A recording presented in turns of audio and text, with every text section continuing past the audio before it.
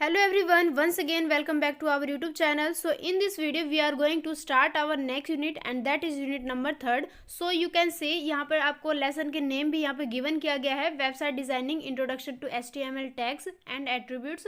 फिर इसके अंदर कुछ अलग से पॉइंट है जैसे कि टेक्स्ट फॉर्मेटिंग, फोन्ट्स हो गया, हाइपर टेक्स्ट लिंक्स हो गए, टेबल, इमेज, लिस्ट, फॉर्म्स, जो इसके स्टाइल शीट रहता है कि किस तरीके से कैस्केडिंग स्टाइल शीट्स को क्रिएट किया जाता है। तो इट मीन्स ये सारा जितने भी आपने यूनिट को देख रहे हो, यूनिट के अंदर जो भी टॉपिक्स है, इन सभी को आज की इस क्लास में हम कवर करने वाले हैं। So please watch this video till the end for better understanding, क्योंकि अगर आप क्लासेस को बीच में छोड़ते हो या अगर आप आधा अधूरा लेके चलते हो तो उससे क्या हो जाता है कि काफ़ी सारे कन्फ्यूजन क्रिएट हो जाते हैं। सो वीडियो को सही तरीके से समझना, इतना ज़्यादा लेंथी नहीं रहेगा, कम ही टाइम में आपको सारे पॉइंट्स को सही तरीके से मैं क्लियर करवा दूंगी। तो आई होप वीडियो आपके लिए काफ़ी ज़्यादा हेल्पफुल होने वाला है। वीडियो को लाइक जरूर कर देना, साथ ही अगर आप चैनल पर फर्स्ट टाइम विजिट कर रहे हो तो चैनल को सब्सक्राइब भी जरूर कर लेना। So let's start our class without any further delay. So first of all हमें क्या पढ़ना है, HTML के बारे में। तो HTML को अगर हम इसके पूरे नाम को देखें तो इसका पूरा नाम है हाइपर टेक्स्ट मार्कअप लैंग्वेज। तो इस तरीके से क्वेश्चन जो है एग्जाम में भी पूछा जाता है कि what is the full form of HTML। तो आपको पता होना चाहिए HTML का पूरा नाम है हाइपर टेक्स्ट मार्कअप लैंग्वेज, और ये वेब पेजेस में, वेब डेवलपमेंट में इसका काफ़ी ज़्यादा यूजेस किया जाता है। तो HTML जो है इसको क्रिएट किया गया था बर्नर्स-ली के द्वारा 1991 में, और इसका जो नेक्स्ट वर्जन आया था मतलब HTML 2.0 ये पब्लिश किया गया था 1995 के अंदर पब्लिश किया गया था। और उसके बाद जब इसका एक नया वर्जन आया जिसको नाम दिया गया था HTML 4.01, ये भी पब्लिश किया गया था 1999 में। और उसके बाद जैसे कि ये जो वर्जन है 4.01 इसको काफ़ी ज़्यादा वाइडली यूज़ किया गया था। लेकिन अगर करंट की बात करें, आज के टाइम की बात करें, तो HTML 5 वर्जन को यूज़ किया जाता है, जो कि HTML 4.01 के जो वर्जन था उससे थोड़ा सा एडवांस है, उससे थोड़ा ज़्यादा एक्सटेंशन है। तो इस वजह से आज के टाइम में HTML 5 का यूज़ किया जाता है और इसको पब्लिश किया गया था 2012 के अंदर। तो ये था HTML के बारे में बेसिक सा इन्फॉर्मेशन और काफ़ी ज़्यादा इंपॉर्टेंट, क्योंकि अगर एग्जाम में HTML के बारे में पूछता है, मतलब सिर्फ और सिर्फ HTML के बारे में पूछता है, तो वहाँ पर इन लाइन्स के द्वारा आप अपने आंसर के वेटेज दिला सकते हो, मतलब कि अपने आंसर को काफ़ी ज़्यादा अट्रैक्टिव बना सकते हो और काफ़ी ज़्यादा वेटेज बना सकते हो। वेटेज का मतलब है कि आपको मार्क्स काफ़ी ज़्यादा सही मिलेंगे, क्योंकि यहाँ पर आप मोस्ट इंपॉर्टेंट पॉइंट को डिस्कस करने वाले हो। तो यही बताना है पहले आपको HTML के बारे में कि HTML का फुल फॉर्म क्या है, देन जो HTML का फर्स्ट वर्जन कब आया, सेकंड कब आया, थर्ड कौन आया, और जो करंटली में जो हम यूज़ करते हैं HTML तो कौन सा वर्जन यूज़ करते हैं। तो ये था HTML के बारे में। आई थिंक आपको सारी चीज़ यहाँ पे क्लियर हो गया होगा। उसके बाद टैग्स का यूज़ किया जाता है, जैसे कि कहीं पे भी हम हेडिंग में यूज़ करते हैं, डॉक्यूमेंट को स्टार्ट करते हैं, तो वहाँ पर हम टैग्स का यूज़ करते हैं। टैग्स इसका यूज़ इसलिए करते हैं ताकि मतलब जो चीज़ें आपस में कनेक्ट हो सके, जहाँ तक जिस इन्फॉर्मेशन को पहुँचाना चाहते हैं तो वो टैग्स के थ्रू वहाँ तक पहुँच सके।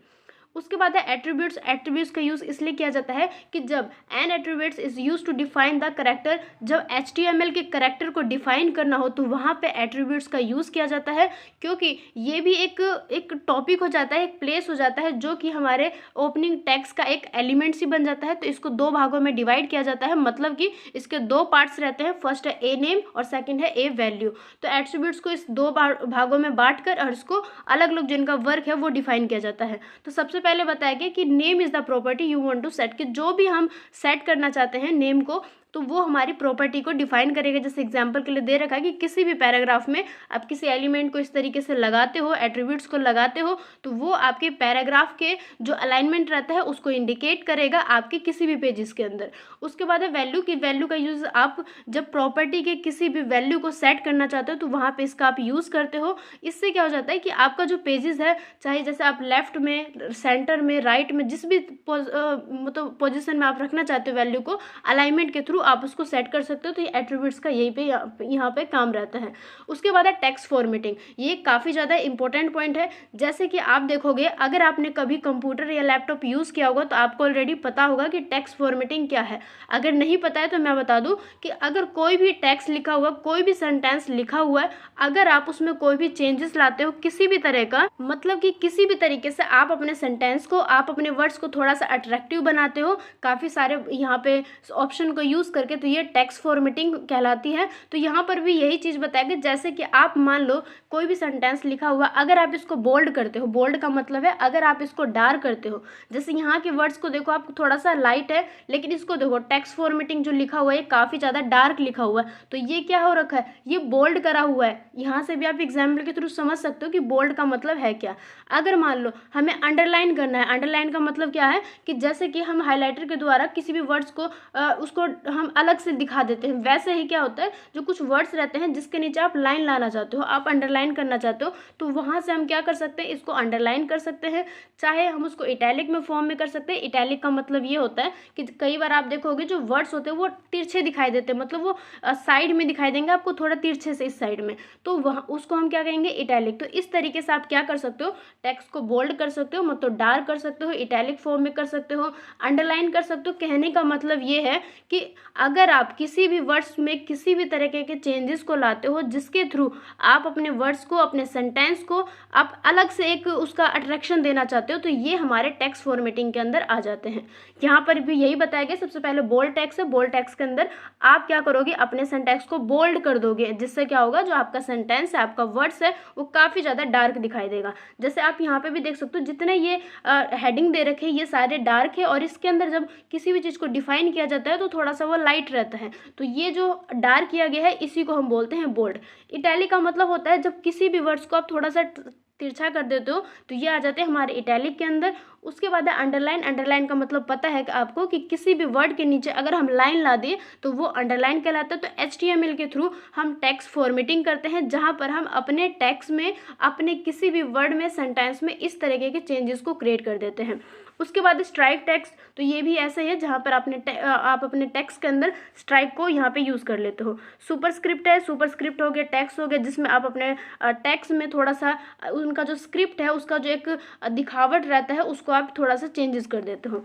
उसके बाद है हाइपर टेक्स्ट लिंक, और ये काफ़ी इंपॉर्टेंट पॉइंट है, ध्यान से सुनना। हाइपर टेक्स्ट लिंक का मतलब होता है कि आप अपने पेज पे अगर किसी और चीज़ का लिंक को डाल देते हो, जिसके थ्रू अगर हम उस लिंक पे क्लिक करेंगे तो हम किसी और पेज पे पहुंच जाते हैं, that is called hyper text link. जैसे मैं आपको एग्जांपल के लिए समझाती हूँ कि अगर आप इसी वीडियो की बात करें तो अगर आप डिस्क्रिप्शन बॉक्स में जाओगे तो वहाँ पर मैंने कई सारे लिंक को वहाँ पे डाल रखा है कि अगर आप किसी और सब्जेक्ट को पढ़ना चाहते हो इस चैनल के थ्रू, तो आप जस्ट क्या करोगे, उस लिंक पे उस पर क्लिक करोगे, तो जैसे ही आप उस पर क्लिक करोगे आप उस दूसरे प्लेलिस्ट पे पहुँच जाओगे। तो वो क्या है, वो हाइपर टेक्स्ट लिंक ही तो है जिसने आपको किसी और पेज पर डायरेक्टली पहुँचा दिया। इसको मैं दूसरे एग्जाम्पल के थ्रू समझाती हूँ आपको, अगर ये समझ नहीं आया होगा तो। मान लो आप किसी भी यूट्यूब पे किसी भी वीडियो को देखते हो और आप चाहते हो उसी चैनल के टेलीग्राम पे पहुंचना, तो सारे यूट्यूबर्स क्या करते हैं, वहां पर टेलीग्राम चैनल को पिन कर देते हैं। जैसे ही हम उस पर क्लिक करते हैं हम उनके डायरेक्टली टेलीग्राम चैनल पे चले जाते हैं। तो वहां पर जब हम डायरेक्टली किसी लिंक के थ्रू किसी अदर पेज पे चले जाते हैं, यही तो कहलाती है हमारी हाइपर टेक्स्ट लिंक। तो आई थिंक आपको समझ आ गया होगा कि हाइपर टेक्स्ट लिंक क्या है। अगर किसी हम फर्स्ट पेज पे है, मान लो इसी पेज पे हम पढ़ रहे हैं और यहाँ पर मैं आपको एक लिंक दे दूँ जिसके थ्रू आप किसी और प्लेलिस्ट पे पहुँच सकते हैं, किसी टेलीग्राम चैनल पे पहुंच सकते हो, मान लो मेरे किसी अलग सोशल ऐप पे आप पहुंच सकते हो। तो अगर मैं कोई भी लिंक दे दूं जिसके थ्रू आप कहीं और पहुंच जाते हो किसी दूसरे पेजेस पे, यही कहलाती है हमारी हाइपर टेक्स्ट लिंक।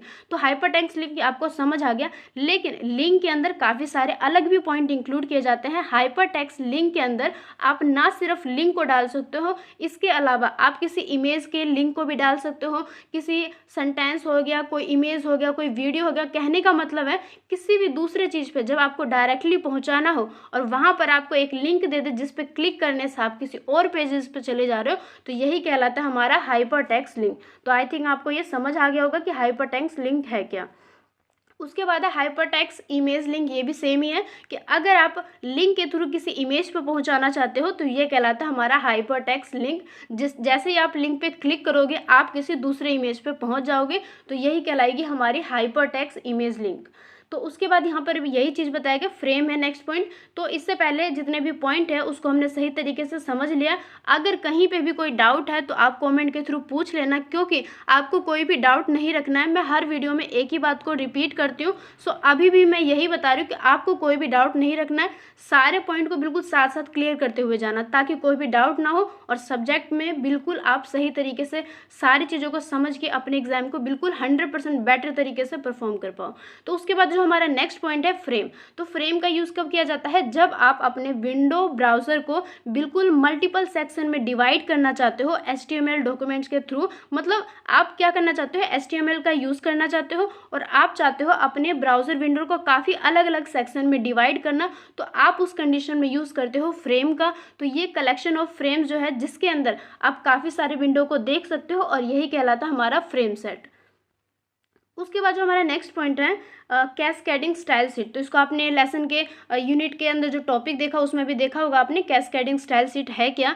तो यहाँ पर क्या है, इसके अंदर काफ़ी सारे इसके वर्जन को इंक्लूड किया जाता है, जैसे CSS फर्स्ट हो गया, CSS 2 हो गया, CSS 3 हो गया। अगर आप इसके बारे में और ज़्यादा डीपली पढ़ोगे तो आपको पता चलेगा एक्चुअल में स्टाइल शीट का जो एक यूजेस है वो कितना ज़्यादा वाइड है। इसका जो एरिया है काफ़ी ज़्यादा बड़ा है, काफ़ी सारे वर्क इसके अंदर इंक्लूड किए जाते हैं। लेकिन आपके सिलेबस में जस्ट इसके बारे में बेसिक सा नॉलेज है, तो आपको उतना ही देखना है कि कैस्केडिंग स्टाइल शीट को आपको कैसे यूज़ करना है। तो ये क्या है, सबसे पहले जैसे हमने पढ़ा कि CSS, तो इसका पूरा नाम है कैस्केडिंग स्टाइल शीट, और इसको डिस्क्राइब किया जाता है कि किस तरीके से HTML एलिमेंट जो है ये डिस्प्ले किया जाएगा आपके स्क्रीन पे, आपके पेपर पे, आपके किसी भी मीडिया पे। तो इस तरीके से जो CSS है इसके अंदर लॉट ऑफ वर्क्स है, मतलब कि इसके अंदर काफ़ी सारे वर्क्स आते हैं जिसके थ्रू आप CSS को यूज़ करते हो। तो इसके अंदर काफ़ी सारे सेक्शन, सब सेक्शन दिए रहते हैं जिसके थ्रू आप इन सभी का यूज़ कर सकते हो। फ़ॉन्ट को, कलर को, इस तरीके से काफ़ी सारे इसके ऑप्शन हैं। जब आप इसके अंदर जाओगे तो आपको काफ़ी सारे ऑप्शन मिलेंगे जिसका यूजेस आप अपने पेजेस पे, आप अपने मीडिया में, मतलब किसी भी पेज पे आप इसका यूज़ कर सकते हो। तो बस यहाँ पे हम जो हमारा यूनिट नंबर 3 था वो ऑलमोस्ट कवर हो गया। यहाँ से आप देख सकते हो यूनिट नंबर 4 स्टार्ट हो गया। इट मीन्स हमारा जो यूनिट नंबर 3 है वो यहाँ पे आके कंप्लीट हो गया। तो आई होप आपको सारे जितने भी पॉइंट हमने डिस्कस किए सही तरीके से आ गया होगा। ये जो यूनिट था हमारा काफ़ी शॉर्ट था, मतलब इसके अंदर काफ़ी ज़्यादा यूनिट नहीं थे, काफ़ी ज़्यादा मतलब यूनिट के अंदर ना तो लेसन थे, काफ़ी सारे लेसन, और मतलब एक यूनिट नंबर 3 के अंदर एक ही लेसन था और इसके अंदर भी काफ़ी सारे कम पॉइंट थे जिसको हमने डिस्कस कर लिया। तो आई होप सारे पॉइंट आपको सही तरीके से समझ आ गया होगा। कहीं पे भी कोई डाउट हो तो आप कमेंट के थ्रू पूछ सकते हैं एंड अपने डाउट को क्लियर कर सकते हैं। तो आज की इस क्लास में बस इतना ही, क्योंकि यूनिट नंबर 3 जो है हमारा कंप्लीट हो गया है। अगली क्लास में हम यूनिट नंबर 4 को स्टार्ट करेंगे।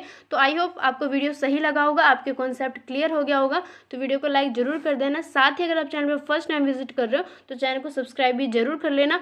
और एक इंपॉर्टेंट चीज़ और बता दूं कि जैसा कि ये हमारी क्लास यूनिट नंबर 3 है, तो इससे पहले जो यूनिट नंबर 1 है, यूनिट नंबर 2 है, और यूनिट नंबर 2 के अंदर भी 2 लेसन दे रखे हैं। तो वो जो यूनिट नंबर 2 है और यूनिट नंबर 1 है काफ़ी ज़्यादा मोस्ट इंपॉर्टेंट है। तो अगर आपने नहीं देखा है तो आप इसी वीडियो के साथ में जो प्लेलिस्ट को अटैच किया गया है, मतलब डिस्क्रिप्शन बॉक्स में आपको मिल जाएगा, वहाँ से आप चेकआउट कर सकते हो और अपने यूनिट नंबर 1 को और यूनिट नंबर 2 को आप सही तरीके से समझ सकते हो with the help of this video. और इस चैनल के थ्रू आपको काफ़ी सारे अलग सब्जेक्ट के भी जो क्लासेस है वो प्रोवाइड किए जाते हैं। तो आप इस चैनल के थ्रू बिल्कुल स्ट्रक्चर वे में सही तरीके से सारी क्लासेस को ले सकते हो और अपने सिलेबस को, अपने कॉन्सेप्ट को क्लियर कर सकते हो। तो बस यही एक इन्फॉर्मेशन था जो आप तक पहुंचाना था। तो आई होप आपको सारी चीज़ें सही तरीके से क्लियर हो गया होगा। कहीं पे भी कोई डाउट हो तो आप कमेंट के थ्रू पूछ सकते हो। तो आज की इस क्लास में बस इतना ही। मिलता है अपने नेक्स्ट वीडियो में जिसमें स्टार्ट करेंगे यूनिट नंबर 4 को। तो आज की इस क्लास में बस इतना ही। अगर वीडियो सही लगे, आपके कॉन्सेप्ट क्लियर हो गया होगा तो वीडियो को लाइक जरूर कर देना। मिलता है अपने नेक्स्ट वीडियो में, तब तक के लिए bye and take care. So thank you so much.